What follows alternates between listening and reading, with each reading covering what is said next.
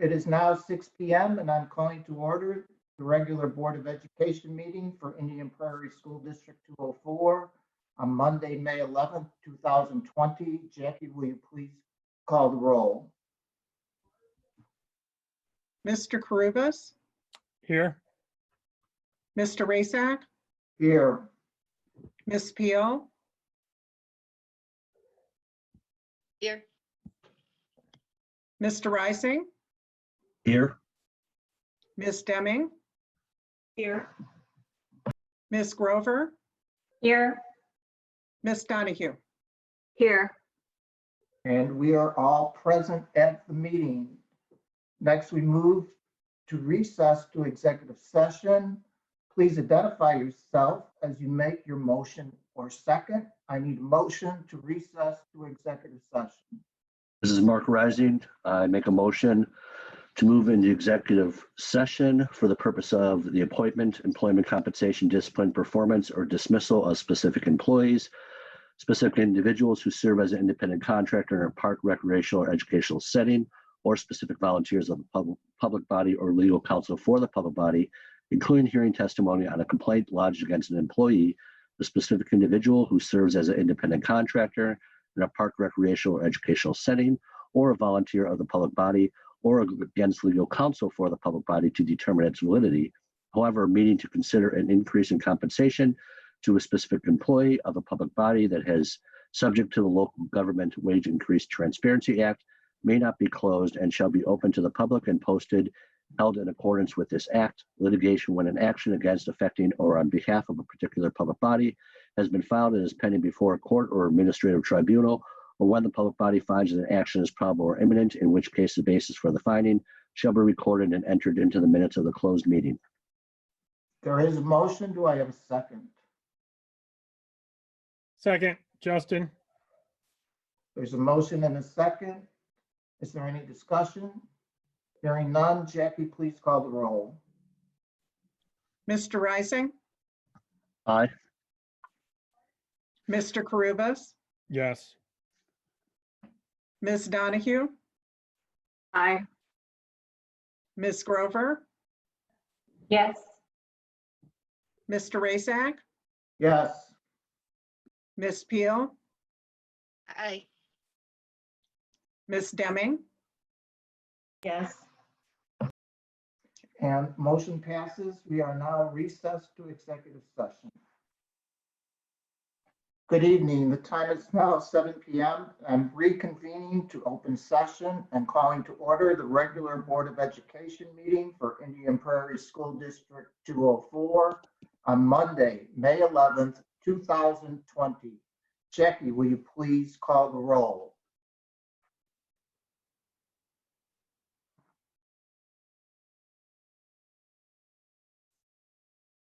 okay, sorry. Please unmute your microphone to respond. Ms. Deming,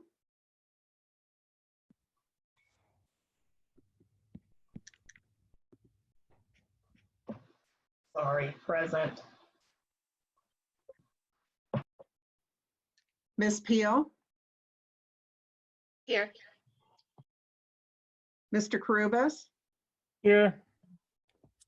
Mr. Rasak, Here. Ms. Donahue, Here. Mr. Rising, Here. Ms. Grover. Here. And we are all present. At this time, Ms. Deming, will you lead us in the Pledge of Allegiance? I pledge allegiance to the flag of the United States of America and to the republic for which it stands, one nation, under God, indivisible, with liberty and justice for all. Thank you. A few announcements. I would like to please note that the next regular Board of Education meeting scheduled for May 26th is canceled. The next regular Board of Education meeting will be June 15th. And as you know, boards of education are bound by strict provisions of the Open Meeting Act. With the onset of COVID-19, some of the guidelines have been relaxed. Specifically, board members do not have to be physically present. As a result, video or audio conferencing is allowed.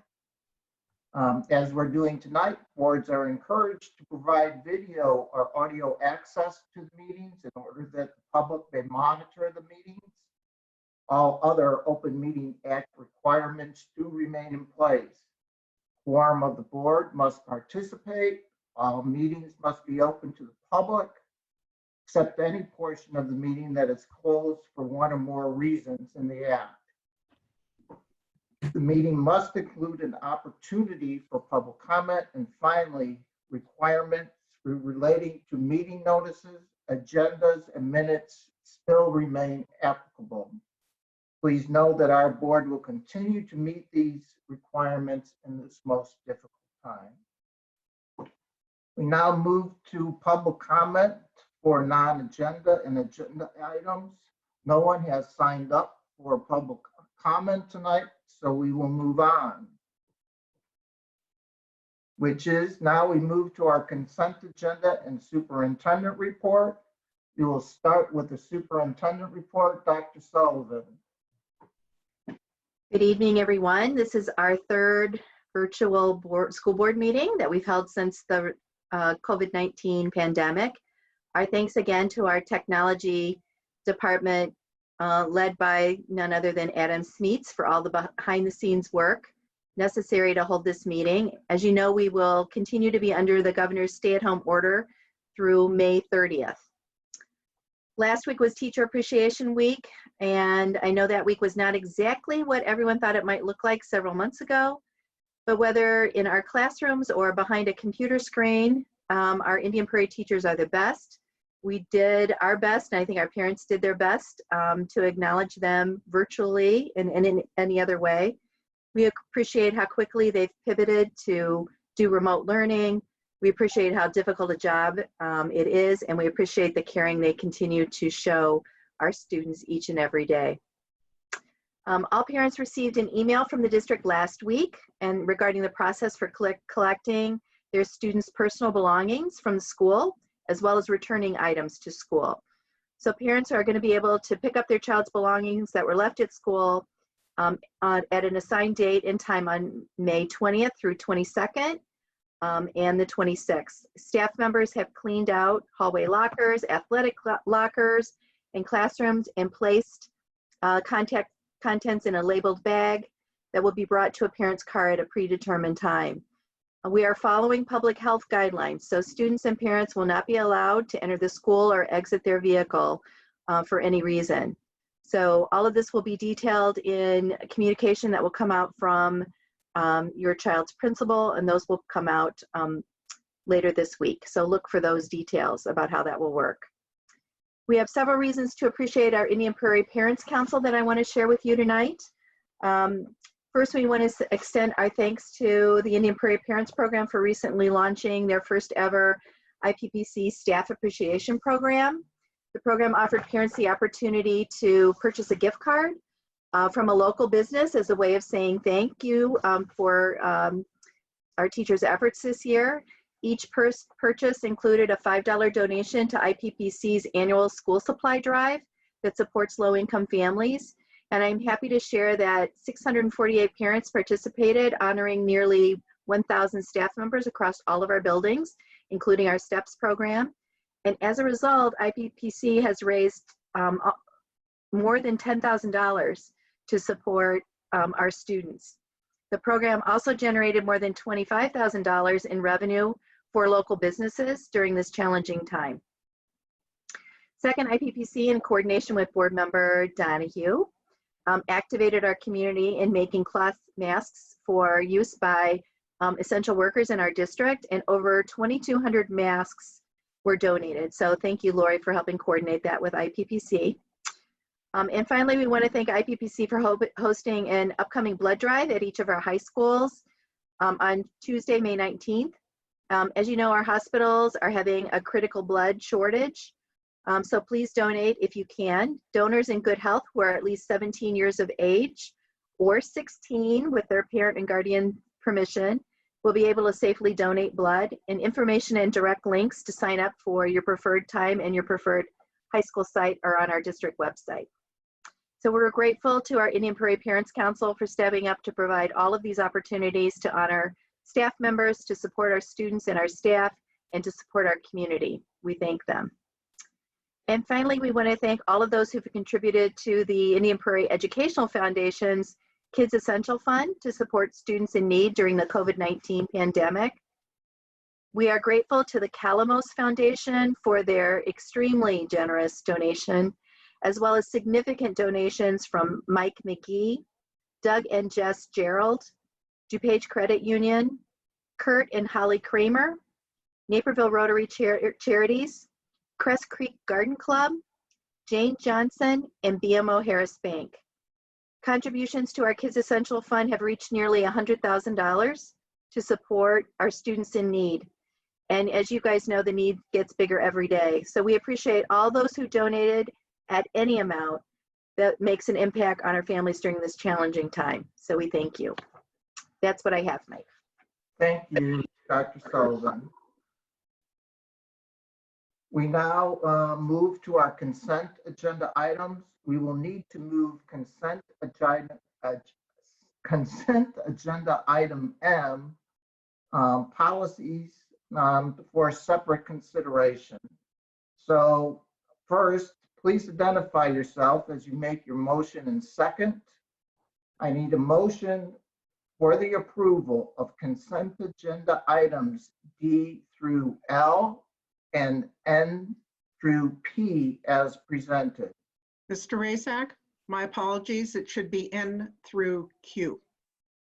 Okay, so thank you. So I need a motion for the approval of consent agenda items D through L and N through Q.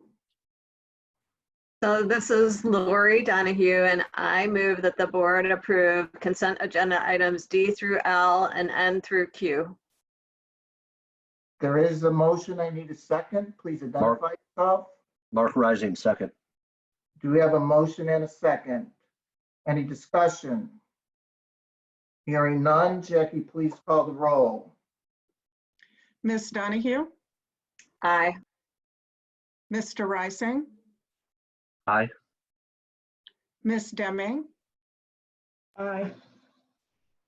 Mr. Karubas, Yes.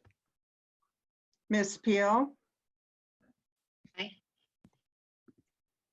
Ms. Grover, Yes. Mr. Rasak. Aye. Motion passes. Please identify yourself as you make a motion or a second. I need a motion for the approval of item M, approval of policies with the exception of policy 7:70. This is Susan Deming, and I move that we accept policy M with the exception of 7:70. There is a motion. Do I have a second? This is Kathy Peel, second. So there's a motion and a second. Any discussion? I would like to publicly thank Kathy Peel for being an awesome policy guru. Thank you, Kathy. I think I called her Board Eagle members, Eye I love Peel. Eagle Eye Peel. I second that.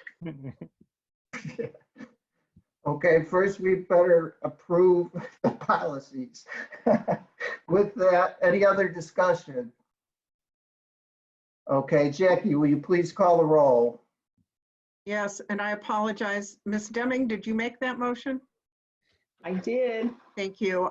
Sorry, when I change things, I get distracted. Okay, Ms. Deming, Aye. Ms. Peel, Aye. Mr. Rasak, Aye. Ms. Grover, Yes. Ms. Donahue, Aye. Mr. Rising, Yes. Mr. Karubas, Yes. And the motion passes. We move to the action items in our agenda. The only action item we have is the approval of our 2020-2021 school board meeting calendar. I'm hoping that we get to meet in person over that time, please. With that, please identify yourself as you make your motion or second. I need a motion to approve the 2020-2021 school board meeting calendar. This is Natasha Grover, and I move that the board approves the 2020-2021 school board meeting calendar. There is a motion. Do I have a second? I'll second. It's Lori Donahue. There's a motion and a second. Any discussion? With that, Jackie, please call the roll. Ms. Grover, Yes. Ms. Donahue, Aye. Mr. Carubus, Yes. Ms. Peel, Aye. Ms. Deming, Yes. Mr. Rising, Yes. Mr. Rasak. Aye. Motion passes. We now move to discussion. And our first discussion item is our equity belief statement discussion. Usually, it's a time when administration usually presents. However, this is a bit different because this is the work of the Board of Education. So I will be directing and going over our PowerPoint presentation, and I'll be asking board members for their feedback. So tonight, we're going to talk about equity, an equity statement by the Board of Education. As our administration has done, it is informed by policy colon 2.240. And why are we talking about equity? And Adam, you can move to the next slide. Because we're all aligned to our district mission statement, which is to inspire all students to reach to their greatest potential. You can go to the next slide. But more importantly, the board has been talking over the last couple of years about equity and the importance of perhaps having the Board of Education have a statement or policy to reinforce all the work that we have done over the course of years. We noticed that what was missing is our stamp of approval of all this work to verify the importance of the work. So in 2018, we wrote a goal, and then 2019, we adjusted a bit, but here is our goal, which will solicit input and guidance from the Illinois Association of School Boards and stakeholders to develop either an equity statement or policy. We can go to the next slide. And again, why an equity statement? For us, it guides the practice of the board in the school district. And it clearly reinforces the fact that equity practices are a priority for our school district. Next slide, please. Maybe. So in our discussion, we think we should have a process with this. And hopefully we'll begin the process and clearly have discussing equity face to face is a tough discussion. Doing this virtually might be a bit tougher, but we want to go ahead with this. So we will draft an equity statement, and then we want to share that statement with key constituency groups for feedback. They would be internal groups who have been working with us, such as PDAC, our Pages, Paths, PACES groups, and other groups, IPPC, PTAs, just to get some feedback after analyzing this feedback, we would finalize an equity statement. And then hopefully this statement will be included in district literature and becomes a driving force in the practice of our school district. Next slide, please. So Indian Prairie has done a lot of equity work. This is just not something new in 2018. Next slide. We have to thank PDAC. District initiated PDAC. PDAC came to the district on March 13th, 2002. PDAC began. Principals invited a diverse group of parents to an organization meeting. As you can see, 76 parents and 36 district employees attended. Parents back then were asked to voice their major concerns and interests regarding diversity-related issues within the district, and 34 parents volunteered to serve on PDAC. Next slide, please. And it still exists. It still remains a parent advocacy organization that supports a diverse school community and is a catalyst for our district's equity work. Next slide. And in the next couple slides, you just see some, and this is just some of the history of the equity work in District 204. Anywhere from the courageous conversation, staff development, training in 2005, to translator databases since 2006, to diversity calendars for our schools since 2006. World Cafes have been going on since 2010. Our Pages, Path, and Paces group have been in existence since 2013. And District Equity Director hired in 2014. And still there are very few school districts throughout Illinois that have a District Equity Director. Equity audits were conducted in 2007 and 2015. District equity leadership teams have been established. They existed from 2005 to 2007, but now from 2014 to the present, and then our board goal. And again, this is just the tip of the iceberg. So when we began to talk about this as a goal, we knew we had to do some research. And I want to thank Justin and I want to thank Susan for doing a lot of the work. I think each of us have kind of delved into equity statements and policies.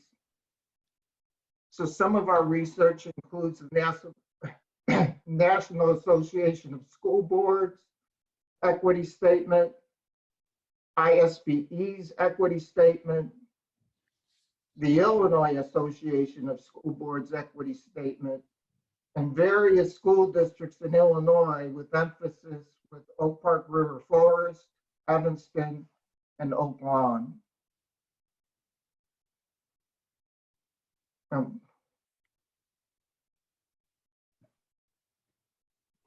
Okay, and I think there's a slide missing, but that's okay.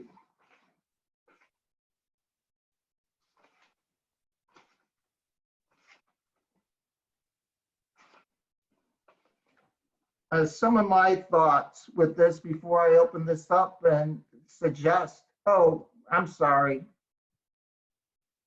This is my my problem. I apologize. So here's a look at the Illinois Association of School Boards policy. You can look at it, and this is what they had as a policy to look at. You can see that it is global in nature, although it's just not associated with a race It includes ethnicity, dominant language, gender, and sexual orientation, religion. You can see it's a little, although generic, it's broad-based in terms of who it wants to serve.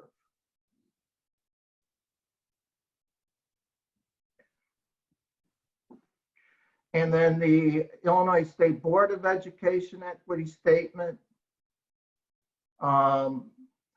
What I got out of this one, what I gleaned, is about the collective responsibility and to ensure that policies, programs, and practices affirm the strength that each kid brings to school. And policies, programs, and practices kind of stood out for me.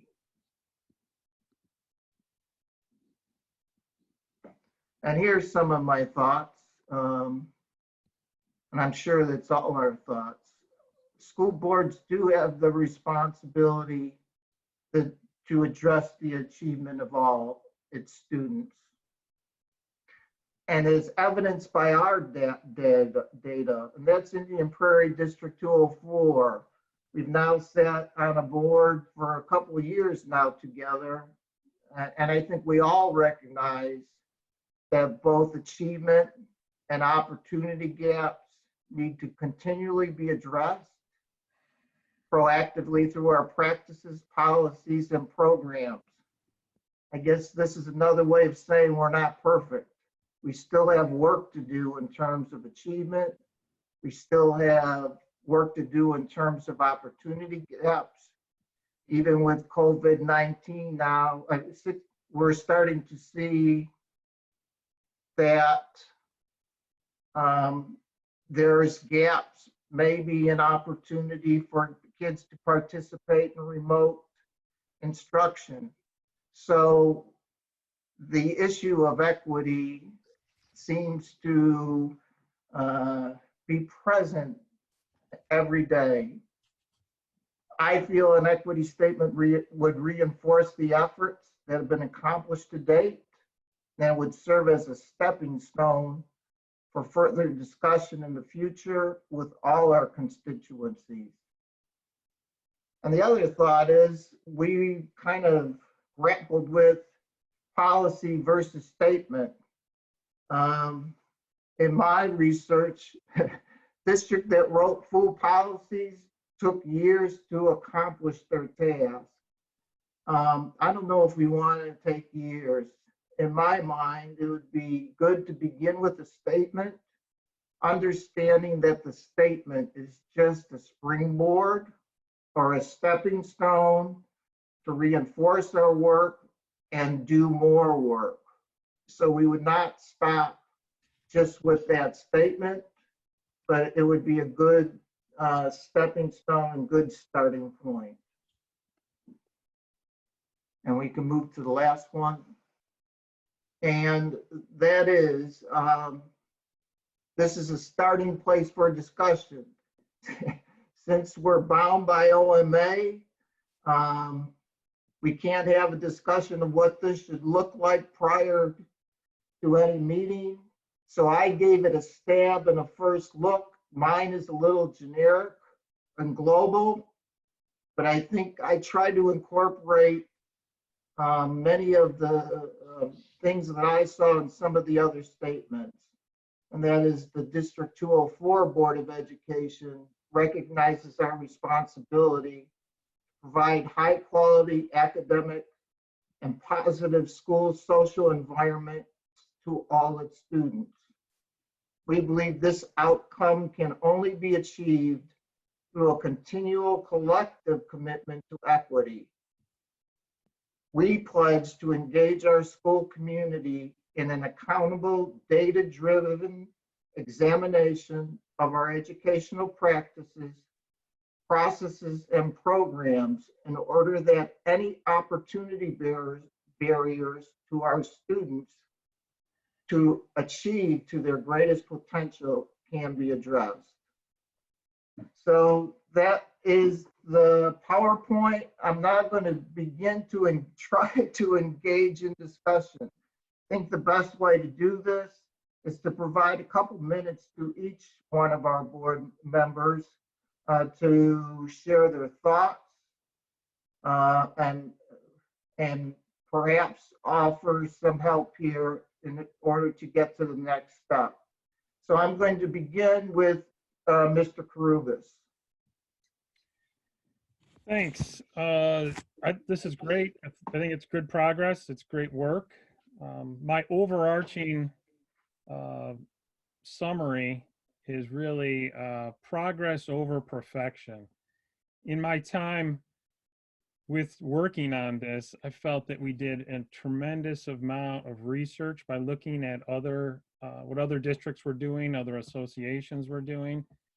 But then we would get stuck in trying to make it perfect. So I like the idea of moving the ball, so to speak, with a statement. I like the idea of us having a process to solicit feedback. So progress over perfection. Our policy does not specifically include an equity component, but it is sprinkled throughout the policy. If you look at equal opportunity, student harassment, student discipline, behaviors, it's in there in a number of different ways, and so it's not specifically detailed out, but it's also important for legal reasons as well to have those separate policies. And so I do think it is important to pull this out as a statement. If you even look at our list of our board policies, there's even a heading that references equity. So you can tell that prior boards, the School Board Association, was forward thinking and had a place for this. This is a broad topic and it touches on a lot of different areas. We went back and forth on some of the verbiage, and I think we can all contribute and make the statement better. We went back and forth on whether we wanted to have a broad statement such as all students, or try to delineate each of the groups in which equity is a part. My fear with that is then the list becomes exhaustive, and you never include everybody in a list. And so that was one of my concerns with delineating it out. I think it's important that the end policy doesn't just come from the board, and so we do solicit the community feedback. And then, just like you reiterated, Mike, this isn't the end. I look at this as, by putting it in a statement and hopefully potentially policy down the road, it makes it more lasting. School boards change, school board members leave, retire, don't run again. And it's nice to have something with a little bit more permanence so that future boards can look at this as guidance. So that's my 2 cents on this. I look forward to continuing moving the ball and progressing over perfection here. Thank you.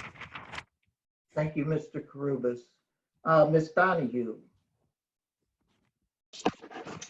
So, just to be clear, the school board's responsibility is to provide defined policy and direction for the district. And so I think it's incredibly important that we make sure that equity has a highly visible place in our district's materials and website and direction. So I'm very much in favor of having a statement here. It supports the mission statement that you put up about making sure that we're supporting every student to achieve their greatest. And we've been doing a lot of activities to try and support that over the years, but yet we continue to see a notable gap in performance by some classes of students. And that means it needs to be continued, a continued emphasis. Over the last year, we took, actions. We elevated the executive director of equity position to help, bring that focus on activities related to equity. I know we went through in the past year reviewing and updating district reading and curriculum with that equity lens. And we've worked hard to increase the enrollment in AP classes at the high school level in students who previously might not have been considered to be in those classes. So, all steps in the right direction, but still, despite all these efforts, we continue to see that persistent gap.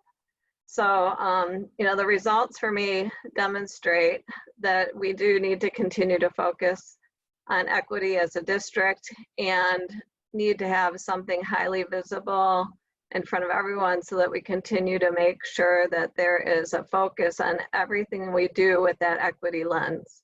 And so I'm very, very much supportive. I think I agree with your comments, Mike and Justin, that I think starting with a statement and getting something in place rather than perfection is the way to go. I think policy is way too formal, way too much to pull together. We need something quicker rather than later. And I also believe it's critical to have community input on whatever we draft up. So I'm all for that. Thank you, Lori. Ms. Deming. I think a policy statement is critical for us to begin with, because I think that's going to give us a pathway and a blueprint for us to ensure that we're focused on what we want to accomplish. In discussions with some of the ISB personnel and talking about how schools came together, districts came together with their policies, they indicated that many were very much more successful having a focused area pathway to go to, and beginning with a statement, I think, will help us get there. I think it's extremely critical that we include the community. I think it can be a difficult but necessary process that we have to go through, certainly including our families, students, parents, administrators, staff, but as well the community as a whole.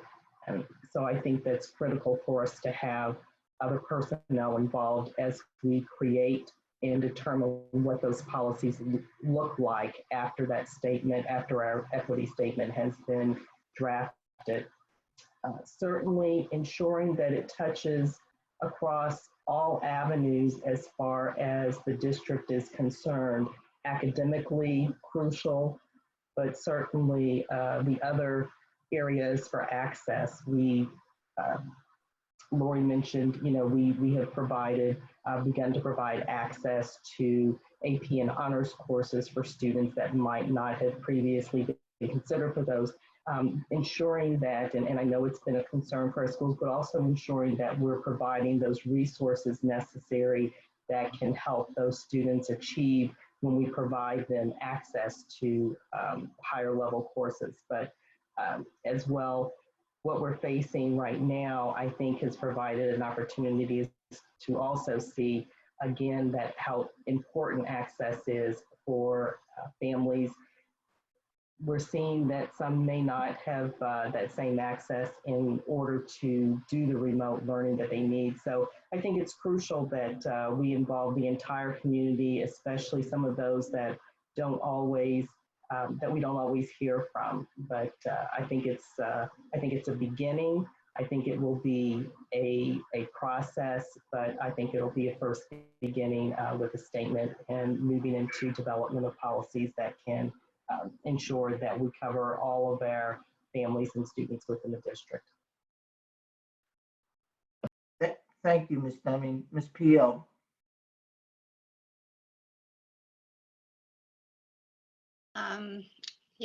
Mike, Susan, and Justin, I think the work you guys put together was really, really great. A lot of information to go through. And I do think it's did anybody else notice March 13th, 2002? That was, 18 years exactly since when the schools closed. So, and I think it's interesting that we are coming around to getting our statement, which has been on our minds for a really long time. Actually, I know when I started dialogue circles, that was one of the things I was wondering about is where's a policy about diversity and equity in the district. So I'm really glad we're starting to address this. I agree now that a lot of the information as I thought about it was, it's not an equity policy. Equity is actually a way of doing things. So I don't know how you policy that as far as it affects our policies. So if our policies aren't written in an equitable manner, then we need to address them. So I agree with the statement is a good step. I agree. I don't want this to take another 2 or 3 years. I do want to see, I appreciate we're verifying the work that we've done, but I think this pandemic has really made me feel like this is such urgent work. I remember when Hurricane Katrina hit New Orleans, and it was like opening up what was wrong with the public education system in New Orleans. It was devastating. And I feel like the pandemic is opening up again what is seriously wrong with us expecting similar outcomes when so many people are facing such different situations in their life experiences. So I feel it's urgent. I would like to see I know Susan, you mentioned, kind of the a blueprint, and I know I gave you a couple, Mike, but I feel like we really have to be very precise in what we're looking for and focused. So I'm hoping to see a little bit of changes on that, but for the most part, I agree with it. One of the things I noticed, you mentioned it in an earlier slide, but you don't mention policies in the statement. And I think that needs to definitely go in there. Because I do think we need to be looking at that and determining the metrics that we are going to use to measure success. So I would like to see something around that in there, because I feel like we look at enrollment in advanced classes, we look at ACT, SAT scores, we look at discipline, but we can see it in who's participating in certain programs, extracurricular programs. So, I mean, we have made some major changes, but we don't always have those metrics in front of us to show us what progress we're making and what more we need to do and where we really need to be focusing. So that's kind of where I'm at. I'm really excited that we're going to actually get a statement and get some progress done. Thank you, Kathy. Mark. So I agree with pretty much what everybody else said. I'm just going to kind of rephrase. So I've actually had the pleasure through my professional life to meet 2 of the 3 districts that were mentioned earlier. I've actually had discussions with one of those districts in depth about equity, and have had the chance to meet them in person. And, diversity council in our district is I didn't join it and get involved as early as Kathy, but I was like a year or two afterwards. But it's really been my passion for a long time, and I'm excited about this beyond belief because I think, like Lori had mentioned, this, and you mentioned, Mike, is that this is really our guiding statement for all the work we do. We've been a trailblazer in the state of Illinois as far as equity goes, just by all the things that you listed earlier, and being one of the first ones to put a district director of equity in place.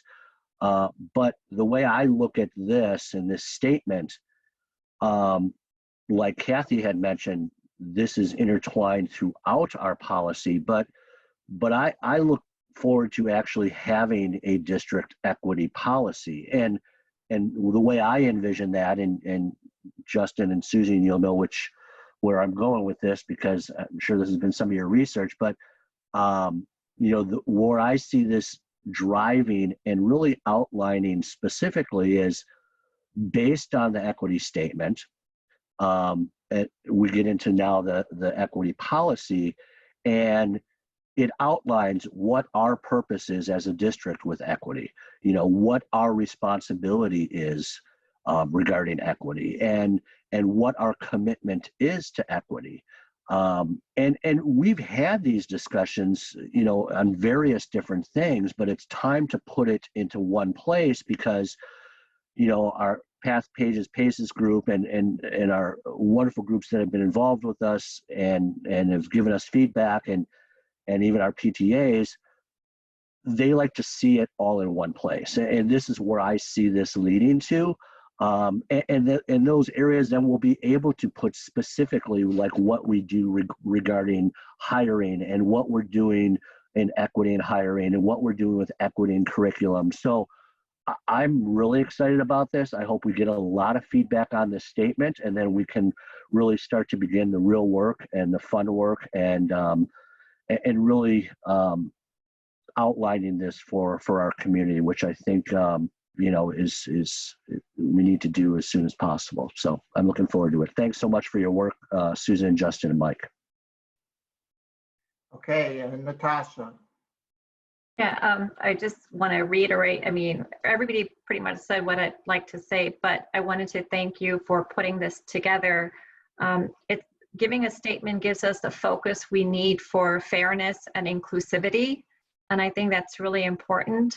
What I found interesting is when I was looking at the documents that were sent, the different statements from the different schools, Evanston in particular, it's entitled Racial and Educational Equity Statement, which I thought was interesting because race does come to the forefront when we think of equity, because it's the first identity that comes in mind. There are other forms of equity, and that's why we do need to be general, but at the same time, we do need to talk about achievement gaps, things like that. We are a diverse community, and it is really important to get community feedback. It was interesting, one of the presentations we had on ELL learners, for instance, in 2005, we had 850 ELL learners, and now we have 3,000 ELL learners. So whatever statement we come up with, we need to be thinking, well, it needs to set the framework for maybe 10 years down the road, what's going to happen. The population changes, we might have, with what's happening right now, maybe we'll have more low-income families. So things like that, we just have to keep in mind when we make a statement. But I think it's great to keep, like you guys have said, about it's a starting point, getting the ball rolling. Whatever statement we come up with, I like the all students, because we have such a varied student population and abilities too. We have, the learning disabled, and we have students that are in our gifted and talented program. So we just want to make sure that we include all the students and focus on each student to be able to provide them with the services they need for their greatest potential. So that's all I need to say. Thanks. Okay, if any board could have discussion about equity virtually, it probably is District 204 board. You guys did a great job in terms of providing some feedback. This is what I heard as consensus, that at this point, we should draft a statement as a beginning point. I also heard that we should clearly include our stakeholders once something is drafted, that the drafted statement should go to stakeholders in order for them to provide us some feedback before we approve it. And finally, that the statement is just the first step, a stepping stone to other equity work that needs to occur in the district. Anyone else have anything to add in terms of our consensus? All right. And so this commitment to equity statement that I drafted was my draft. So we have to come to the next step. And maybe the next step, help me with this, everyone. Maybe the next step is that people look at this statement and we create a few other ones to look at our next meeting to see if we can further this discussion so that we as a board can come to consensus about what the draft should look like. I think this is a good starting point, hopefully. I agree with Kathy that policies is clearly missing in that statement. So we need to look at this maybe once again and wordsmith it a bit. And we can spend some time at the next meeting. But that's just me. Where are other people at this? And as you speak, please identify yourself. So Mark, I'll just kick it off. Yeah, I mean, Justin had mentioned this. I think Susan did too. Is you can get lost and buried in an equity statement, right? And I think it's absolutely important we get it to our stakeholders groups and to our whole parent community or people that we frequently turn to regarding equity issues. But I don't want to focus so much on the equity statement, right? Because it could be ever evolving, right? It doesn't have to be perfect right out of the gate. It can change. What this equity statement just gets the ball rolling to allow us to do the other important work, and it's the first step. So I just want to be careful we don't get too bogged down in making the equity statement perfect. But personally, I'd like to maybe see, I mean, I actually love this and I would be okay with this. But maybe I'd like to see 2 or 3 options and we kind of, decide as a board there what the equity statement is going to be moving forward. But again, I just caution that, it's ever evolving, right? It can change a year from now or whatever. So that's all I wanted to say. Thanks. Thank you. Others? Justin here. I go back to progress over perfection. I think we move forward with this statement with the constraints that we are working under with OMA restrictions, with virtual meetings, with now meeting once a month. I would like to get this out, even though it might not be perfect. It's sometimes dealing with equity is showing your imperfections, and sometimes the comments and the critiques and the improvements are better than the actual end result in the statement. So I would like to see us move forward with this statement, knowing that even now we can see flaws in it, but let's move the ball and open it up for more people to make this better. Thank you, Justin. Others?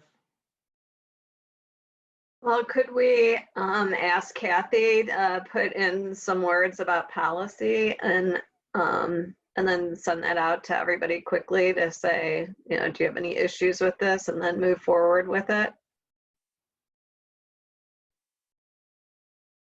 know One I is had it- already said Mike, some ideas. I'm kind of, I agree. I don't want to get bogged down. I wouldn't want this to be another, 2 or 3 more meetings, one more meeting. I think we have a really good start here. I do want to see it a little bit tweaked, just because I want it to be,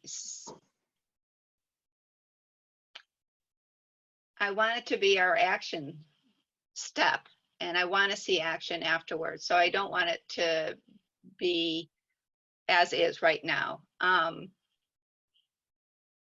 I do have a question. We want the community input. I guess when I was going through things, I thought the community input was more in their input into what is their perspective on some of our practices, on some of our policies, on our processes. I thought that was the community input we wanted. I just want to clarify that that's what we're talking about. The statement is coming from the board, but the input will be actually part of the work that we're actually going to do. So I just want some clarification on that.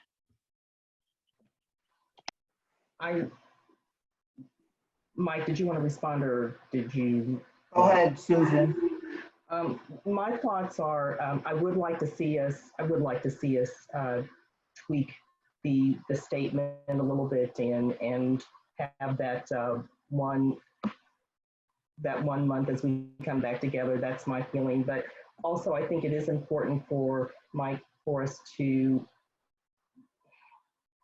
The work, I think, is not the work for the community that we want to do. It's not just their statement. It's a real process, and it's how we truly move forward. And to me, it's not just going to be our equity statement where we involve the community, but really in the work on how the district moves forward regarding equity. Again, recognizing all students and all families, but how we move forward in the process in developing those policies and the actual actions that happen. To me, it's not just our statement where we involve the community.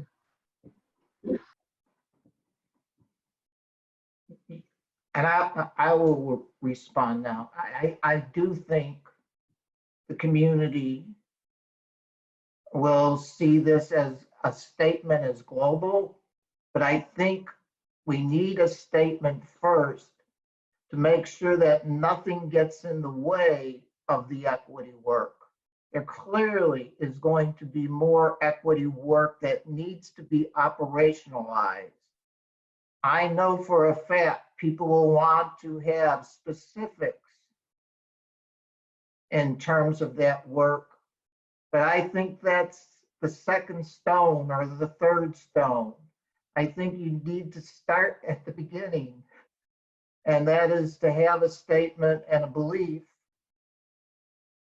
and then work from there. So I'm not discounting the to operationalize it. I think it's going to be important in the future and in the near future.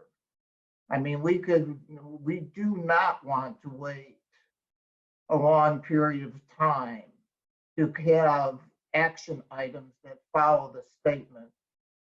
But and maybe it can be included in the statement. I don't know. I'm for getting a statement that doesn't prevent the work that has been done and that will be done, that the board recognizes our responsibility and backs that work.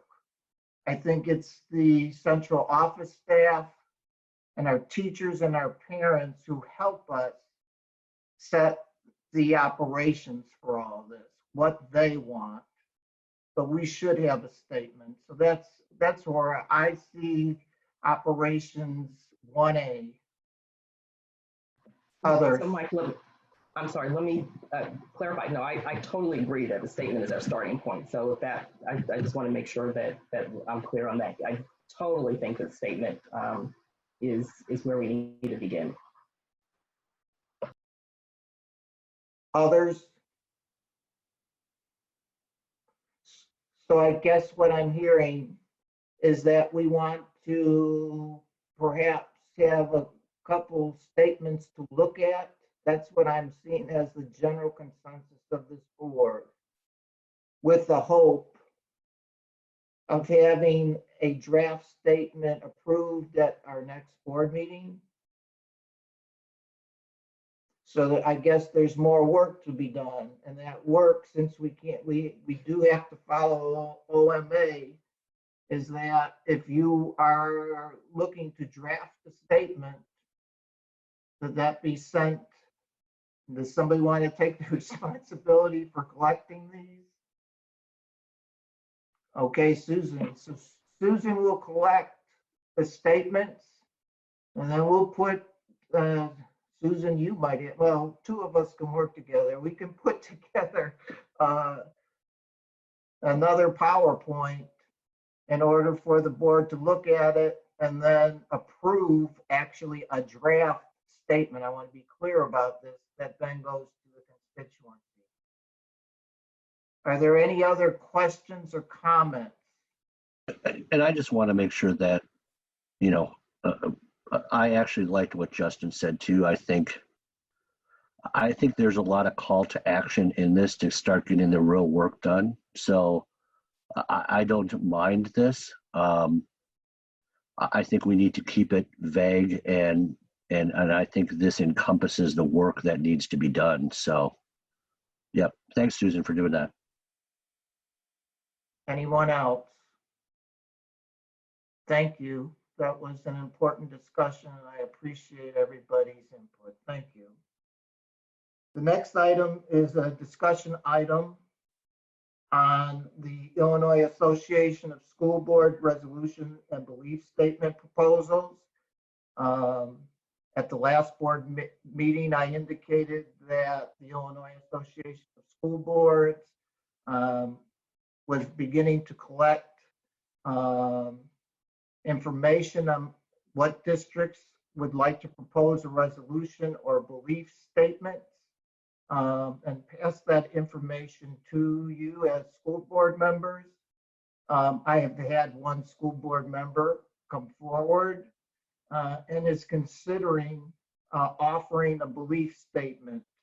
I asked IASB today, are they going to delay their deadline, which is June 24th? And they said no. So we need to move forward with this. So I would like Natasha, who came forward, to share some of the work that she's done to this point. We still have time to consider a belief statement and approve it and send it to IASB by the deadline, but it would be important for Natasha to share her work. Natasha? Thanks, Mike. So as Mike mentioned, I would like to, for us to consider a belief statement. So one of our district goals is to help all students grow socially, emotionally, and academically. And the district recognizes that our students need to be future ready and have certain skills to succeed, because as we have seen, things can change anytime, and you just have to be able to adapt. So at the January 13, 2020 board meeting, there was a presentation regarding SEL and how the CASEL competencies such as self-management, social awareness, relation skills are the foundation that lead to the Portrait of Graduate competencies of resiliency, flexibility. There's also been research showing how SEL learning improves graduation rates. So I did some research looking at the prior IASB position statements to see if there were any belief statements discussing SEL and life skills. And there were some position statements regarding standardized test scores and student assessment, but I couldn't find anything showing the importance of SEL and POG competencies so that the students can be successful in the changing world. So I was thinking of putting something together where it would be where schools should develop and implement a plan which teaches the SEL core competencies such as self-management, social awareness, along with teaching skills that are needed to be successful in life and future ready, such as resiliency, critical thinking, creativity. I was going to put something together and ask the board for your feedback. And if you can submit your feedback to me individually due to OMA procedures, but that's what I was thinking. Does anyone have any questions for Natasha or comments?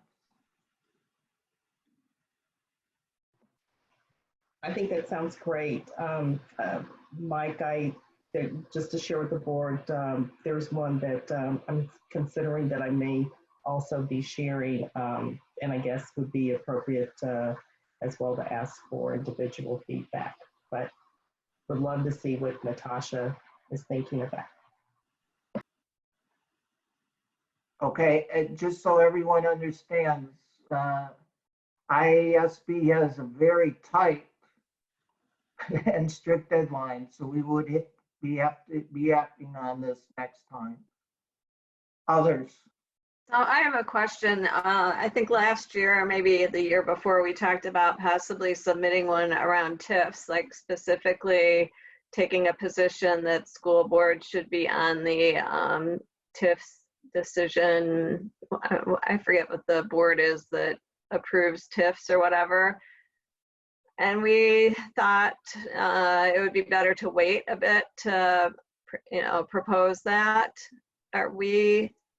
Is there still any interest in putting something like that together?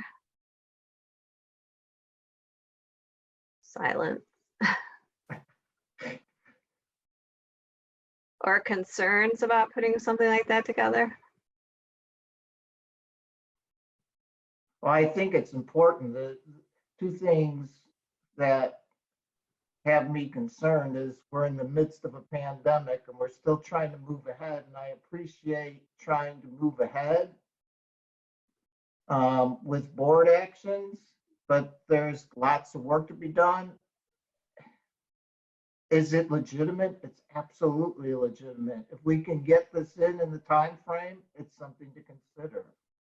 It's just where we are in history makes all this work seem difficult to me, and that's just me. But I do think that's an important policy statement or resolution. We should have some input into the TIF process. Others? My comment on that is, although there's only a finite amount of work that we can all do, I think the work we did with Aurora and coming up with that intergovernmental agreement was pretty innovative and cutting edge. And so I think it would benefit the other school boards in Illinois more to do a presentation on that work so that people know that that's an option, that you don't just have to take what the city gives you and you can work in conjunction with somebody and in partnership and try to make the win-win situation. So I see that being more beneficial than another statement or belief statement or a policy recommendation or law change. But I'm not sure that's a mantle we want to take up at this point, considering our focuses and resources and energies. Mr. Rising? Yeah, so Mark, so I I like where Lori's going, but I think there's a lot of our story that is still untold. I kind of like where Justin's going, where I think we'd be more beneficial to, much like we gave a presentation to all the school board members last year, I think it would be good for us to create a presentation.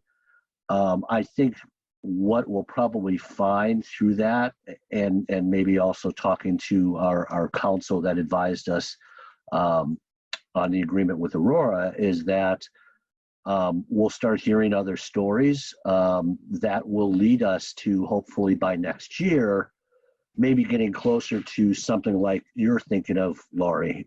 So I think because our story is untold, I think maybe, and for us to get more information of what we hear, we'll be better positioned maybe by next year to present something I think that is maybe a little more concrete, and with all the changes we may see in the upcoming year, it may be maybe better timing for that.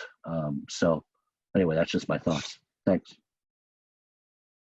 So, Mike, I think there was some discussion about doing a proposal for the November conference. Did we?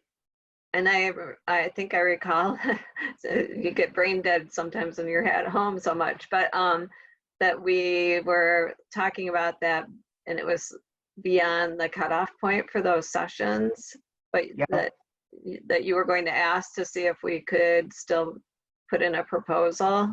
Is that still open, or? Well, I did put in a written request to IASB, and that we were available to do their presentation, and I have not received any feedback from that. It appears they're strict on their deadline. So does that mean you think we got turned down? Well, what I know is that I have not received a response, so I can go back to them and ask again and offer to make a presentation, and that we're able to do it. So I'll be glad to do that. In the meantime, we all have a decision to make in regards to offering a resolution or a belief statement. And clearly, based on the input I received from them today, we'll have to approve it at our 15th board meeting. And again, we're, as always, obligated by OMA. So each person can work with one other person in order to draft a statement, and we can try to work through this and offer those statements at our next board meeting for consideration, and then, have the discussion. So I don't want to discourage anyone from not participating in the process. I just want to also point out that we're undergoing a strict timeline. So I think that's where we're at. Can anyone imagine the IASB conference going on at this point? Yeah. Well, I have to be. You gotta have positive thinking here. Yeah, I have to be hopeful, but Positive. I hear you. I just can't wait to hug you all. I can wait. It's going to be an incredible Zoom meeting for the conference. I want to just clarify one thing and then say something else about Natasha's proposal. Susan, are you going to come forward with your proposal? Okay, because it was a good proposal. I remember you running it by me, and I don't remember what it was, but I remember liking it. Yes, and yes, that's what I'm talking about. So since Kathy, I'm going to stick with you as far as OMA guidelines are concerned. So I will run yes. Okay. And then I just want to give kudos to Natasha. I think this, again, the social emotional, it's very timely. We have stuff going on because of the remote learning. How do we support kids social emotionally? And pushing that forward, just like we did as a district, I think is a very good idea. I'm also appreciative of the fact that the remote learning has caused some streamlining of what's essential when we're delivering curriculum. And so my hope is making this a priority, and then at the same time, we're opening up some space to actually do that for our students when we do somewhere along the line get back to actually being in our schools and working with our kids. But how do we support kids social emotionally remotely? That's been pretty difficult. I think our district seems to be doing a pretty good job, but it is very, very tricky. So I just want to say kudos to Natasha for that. Hey, Mike, could I make a request? If this doesn't, because we cannot violate Open Meetings Act and talk, more than a couple of us together without it being a public meeting. And it sounds like, obviously I love Natasha's idea and her belief statement. It sounds like Susan has something, and it sounds like Lori's got stuff kind of going on she's thinking about. And I had done some research on that too regarding Lori's thing. Is there a way, and I don't know if this is even possible or allowable, but it could, Natasha, what you said, could you put that in a blurb maybe, and Susan, what you're thinking about, and Lori, and could maybe Jackie, our board secretary, kind of send that information to us as an information only? And then that way we at least kind of know what's being thought about. It sounds like Susan and Kathy might talk. Maybe I could even work with Laurie, depending on what she's, what's going on there. And I mean, I don't know. I'm trying to figure out the best way to do this because it's so difficult right now. And essentially we need to come forward with these all at our next public meeting. So I'm just thinking it would be nice to have some type of heads up idea of what that might be before that actual meeting. So I'm just trying to figure out the best way of doing that. And I don't know, maybe Karen could even, Dr. Sullivan can even maybe make a recommendation. I'm just trying to think of the best way to make this work for all of us. Yes, so I would ask Dr. Sullivan and I would ask Justin to provide us maybe some feedback here. Well, there's nothing wrong with sending information out to all of you for informational purposes. We do that all the time. So the issue is just you all not working on it together. But we do that. That would be easy, and that would be something we could certainly do. Mike, my other suggestion is if you get to where you feel like you need another full discussion, I know you guys are going to have a starting right workshop coming up. You could always tag on a piece of an open meeting to that meeting as well. I don't know if you've gotten a final date for that or not, but I know any of the dates that you shared with me were going to occur in plenty of time, I think, to make the deadline. So we do have another meeting time that is potential where if you feel you need another full discussion before you can do a final approval, you could do that final approval maybe at at the starting right workshop, if that timing works out. That makes sense, Karen. Justin?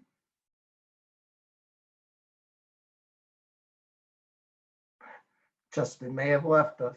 Right here. I got nothing to further add. I mean, I think we've got a lot of good ideas. I think we got a pretty good process. And if we need to call another meeting to get it done, fine. And and if we hit the bumper of OMA, oh well. We tried our best. Oh no. Yeah. We'll have to make full disclosure that we're trying to, help social emotional learning across the state, and we have to reverse that action. So I'll go to press on that. Dr. Sullivan and Mike, expect calls. Okay. All right. Dr. Sullivan is right. I'm still working with Dee. The 3 dates that look like our starting right workshop with Dr. Talley could be either June 1, 2, or 17th. I'm hoping to confirm that with Dee.